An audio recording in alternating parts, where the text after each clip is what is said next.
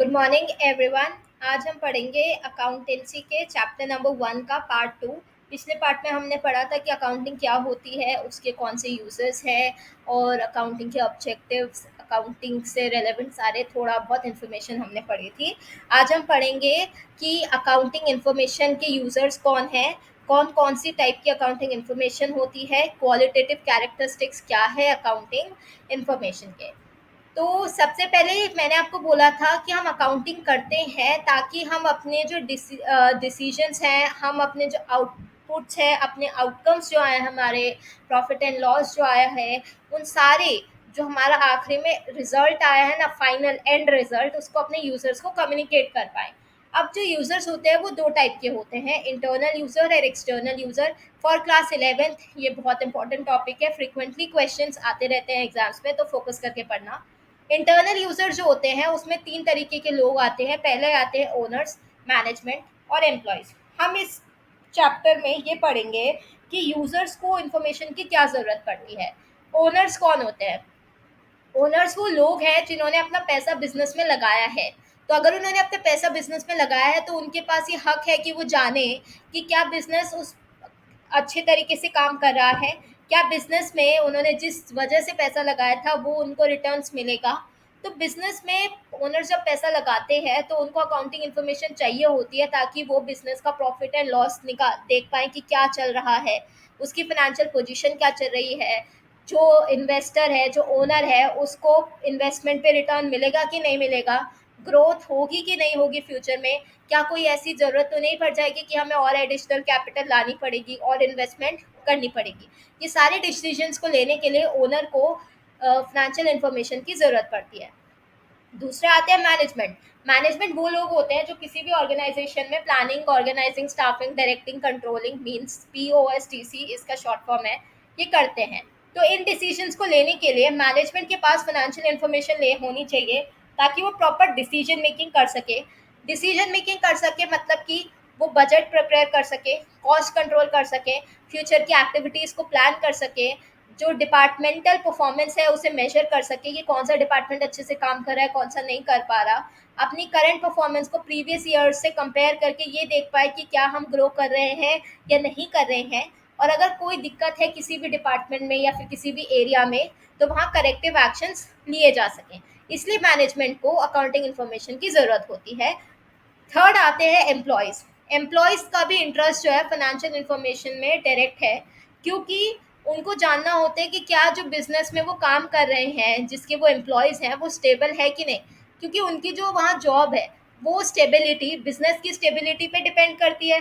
तो क्या business financially stable है कि नहीं, क्या उनकी सैलरीज और वेजेस रेगुलरली पे हो जाएंगे, क्या चांसेस हैं प्रमोशन के, बोनस और इंसेंटिव्स मिलेंगे कि नहीं मिलेंगे, और जॉब सिक्योरिटी क्या है। इन सारे क्वेश्चंस का आंसर के लिए एम्प्लॉयज़ को भी जो है फाइनेंशियल इन्फॉर्मेशन की ज़रूरत पड़ती है। A financially healthy business provides better employment opportunities and long term stability.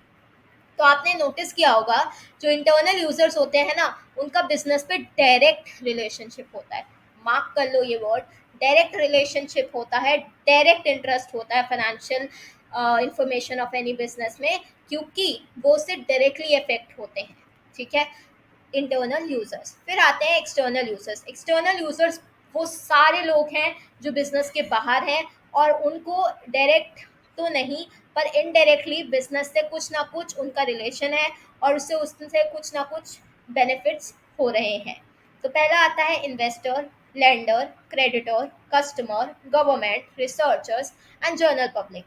तो एक्सटर्नल यूजर्स मतलब इनडायरेक्ट रिलेशनशिप है, लेकिन उनको भी उनका इंटरेस्ट भी अफेक्ट करेगा अगर बिजनेस को कोई चीज़ अफेक्ट करेगी तो इन्वेस्टर कौन होते हैं? Investor purchase shares in the company and expecting future returns. जैसे कि जो बच्चे स्टॉक मार्केट के बारे में जानते होंगे वो ये पता होगा कि जब हम किसी कंपनी के शेयर खरीदते हैं तो हमारा उसमें indirect relationship, indirect interest create हो जाता है, क्योंकि अब वो कंपनी ग्रो करेगी तो हमारे शेयर की वैल्यू ग्रो करेगी, और अगर वो कंपनी ग्रो नहीं करेगी तो हमारे शेयर की वैल्यू भी धरी की धरी रह जाएगी। तो हमारी फ्यूचर की ग्रोथ, हमारी इन्वेस्टमेंट की ग्रोथ डिपेंड करती है हमारे बिजनेस की ग्रोथ पे। इसलिए इन्वेस्टमेंट जो है, जो इन्वेस्टर करते हैं, उस वजह से उनका बिजनेस में एक रिलेशनशिप होता है।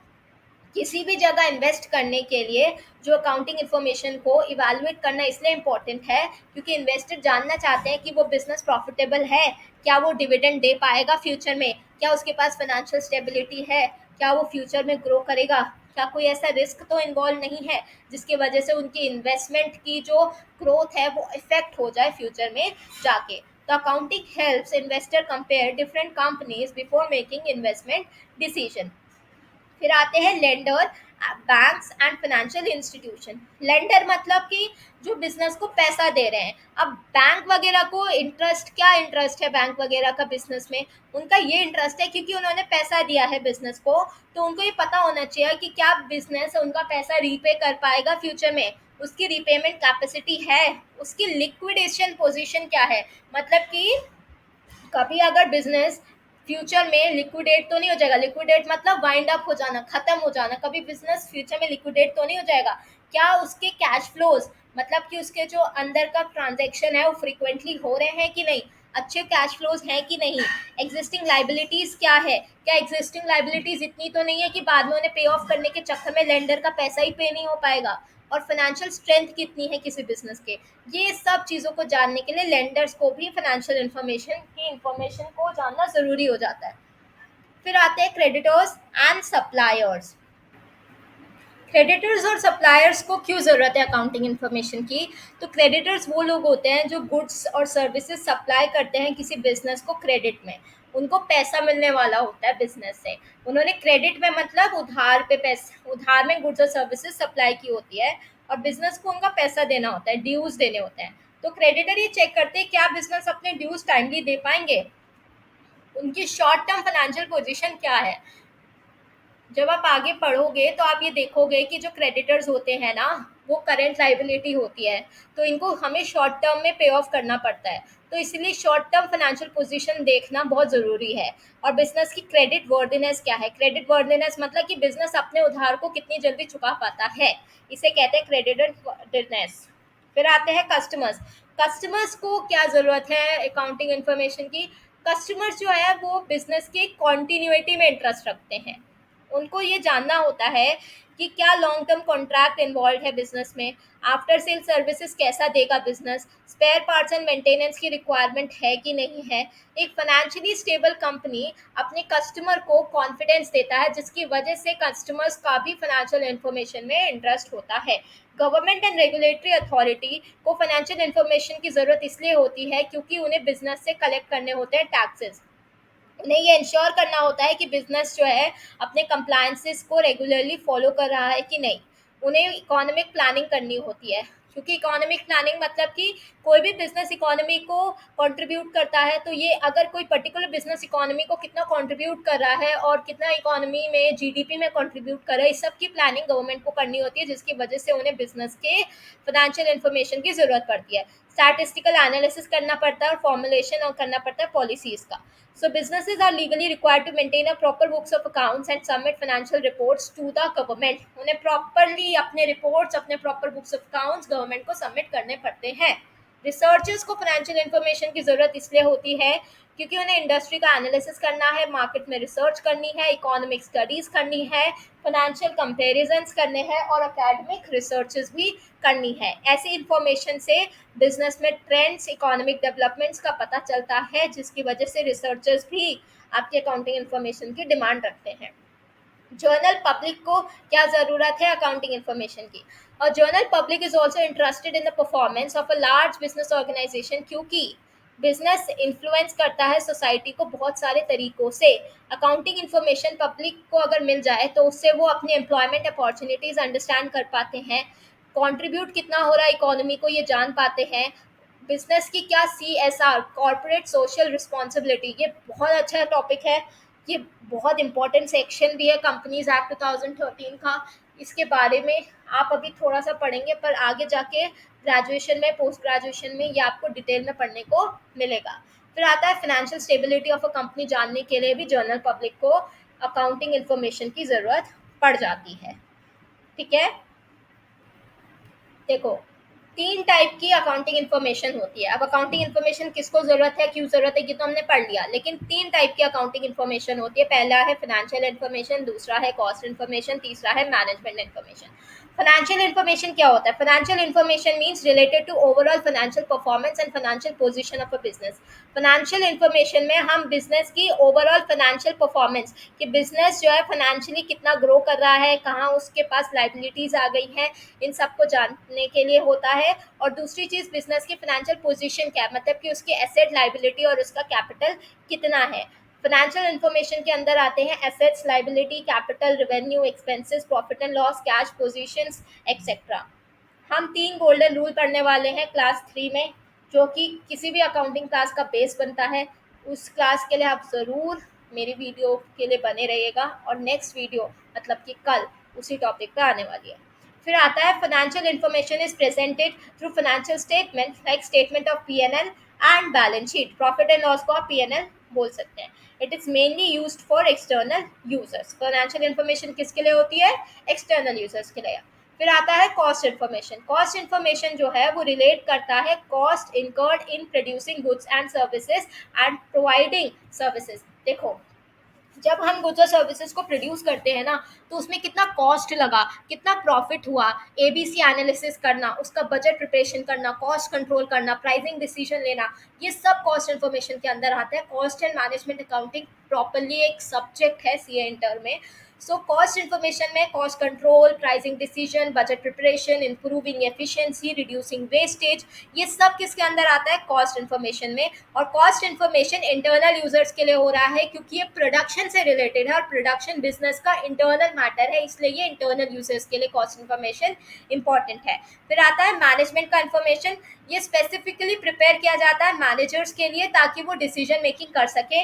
उनके लिए प्रॉपर प्लानिंग, फोरकास्टिंग, फोरकास्टिंग मतलब फ्यूचर की expectation, decision making, performance evaluation, resource allocation, business expansion. Financial information के अलावा जो मैनेजमेंट की इंफॉर्मेशन होती है वो कॉन्फिडेंशियल होती है और within the organization use की जाती है। अब पढ़ेंगे क्वालिटेटिव कैरेक्टरिस्टिक्स क्या है अकाउंटिंग इंफॉर्मेशन के। For accounting information to be useful, it should possess certain qualities. एक अकाउंटिंग इन्फॉर्मेशन तभी यूजफुल मानी जाएगी जब उसमें कुछ क्वालिटीज होंगी। कौन सी है वो? चार क्वालिटीज। पहला रिलायबिलिटी, दूसरा रेलेवेंट, अंडरस्टैंडेबिलिटी, कंपेरेबिलिटी। अगर मैं इसे शॉर्ट शॉर्ट में समझाऊँ, तो रिलायबिलिटी मतलब कि आपकी जो फाइनेंशियल इन्फॉर्मेशन होनी चाहिए वो एक्यूरेट होनी चाहिए, कंप्लीट होनी चाहिए और फ्री फ्रॉम मटेरियल एरर्स होने चाहिए। मतलब कि उसमें कोई गलती नहीं होनी चाहिए, वो एकदम करेक्ट होनी चाहिए और कंप्लीट होनी चाहिए। रिलायबल फाइनेंशियल इन्फॉर्मेशन, जितनी रिलायबल होगी फाइनेंशियल इन्फॉर्मेशन उतना ज़्यादा कॉन्फिडेंस होगा यूजर्स का। ठीक है, ये प्रॉपर डॉक्यूमेंट्री एविडेंस से सपोर्टेड होनी चाहिए। आप ऐसे नहीं बोल सकते कि इस साल 50,000 की सेल हुई है, तो आपको उसमें दिखाना पड़ेगा कि आपने सेल करी है, तो उसके बिल्स दिखाओ, उसकी रिसीप्ट दिखाओ। तो प्रॉपर सपोर्टेड एविडेंस से होती है रिलायबिलिटी, तभी रिलायबल मानी जाती है, जबकि जब वो सपोर्ट किया जाए एविडेंस के द्वारा। ओके, वरना रिलायबल नहीं कहते उसे। दूसरा होता है रेलेवेंस। आपकी फाइनेंशियल इन्फॉर्मेशन जो है वो रेलेवेंट होनी चाहिए। किसके लिए रेलेवेंट होनी चाहिए? जिसके लिए आपने वो बनाई है, यूजर्स के लिए रेलेवेंट होनी चाहिए। इररेलेवेंट फाइनेंशियल इन्फॉर्मेशन का यूजर्स को कोई काम नहीं है। तीसरी, अंडरस्टैंडेबल होनी चाहिए। आपकी फाइनेंशियल इन्फॉर्मेशन प्रेजेंट की जानी चाहिए क्लियर, सिंपल और लॉजिकल मैनर में। ऐसी फाइनेंशियल इन्फॉर्मेशन प्रिपेयर मत कर जाना कि जो जर्नल पब्लिक के लिए बनाई है और वो जर्नल पब्लिक ही समझ नहीं पा रही है। तो proper heading, proper notes, proper classification, और आपने अंदर अगर बैलेंस शीट बनाई है उसके अंदर नोट्स टू अकाउंट्स, ये सब चीज़ें आपको करनी पड़ती है ताकि आप अंडरस्टैंडेबिलिटी को बढ़ाओ। फिर आता है कंपेरेबिलिटी। कंपेरेबिलिटी मतलब कि यूजर जो है एक ईयर की परफॉर्मेंस दूसरे ईयर से, मतलब कि कंपनी का ही इंटर ईयर कंपैरिजन भी करना चाहिए और कंपनी का उसी डोमेन में दूसरी कंपनी के साथ कंपैरिजन हो, ऐसा भी करना चाहिए। तो कंपैरिजन हो पाए ऐसी फाइनेंशियल इन्फॉर्मेशन आपको बनानी चाहिए। क्वालिटेटिव कैरेक्टरिस्टिक्स इंपॉर्टेंट क्यों है? क्योंकि इससे इन्फॉर्म डिसीजन लिए जा सकते हैं, इससे बिजनेस की परफॉर्मेंस कंपेयर किया जा सकता है, फाइनेंशियल हेल्थ को असेस किया जा सकता है, फाइनेंशियल रिपोर्ट का कॉन्फिडेंस बढ़ता है और ट्रांसपेरेंसी और अकाउंटेबिलिटी बढ़ती है। ये इसकी समरी है। I hope you like today's class, and if you like it, please like, share, subscribe and comment in case of any doubt. We'll see you in the next video. Till then, bye bye.